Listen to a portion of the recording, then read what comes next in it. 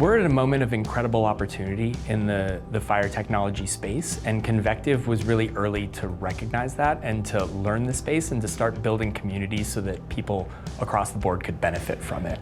The more I learned about the problem, the more I realized that there's just huge economics at stake in this, and you actually could build some really big companies, and it was just being overlooked by the investment community. Convective Capital is only 18 months old, but it's been fun to watch that progress and see our companies grow and see our companies get put into real use out in the real world. We've invested in a dozen companies. Some of them focus on camera-based detection for wildfire, like Pano. Another one of our companies is Overstory, which helps utilities figure out where to trim trees along power lines to sort of minimize ignition risk.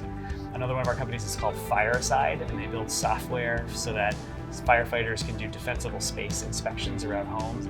Jenny Biggs has been a great partner of ours. She's at the Gordon and Betty Moore Foundation.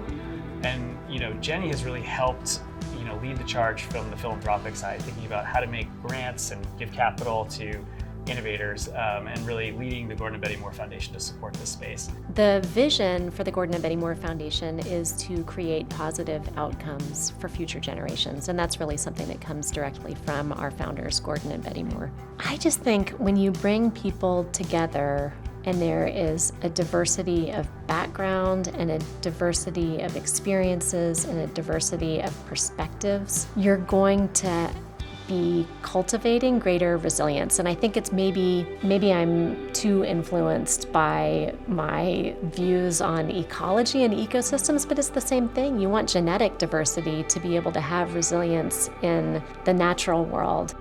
If we're successful at Convective Capital, my hope is that some of the companies that we fund will go on to really make meaningful impact in many of those areas and help end catastrophic wildfire.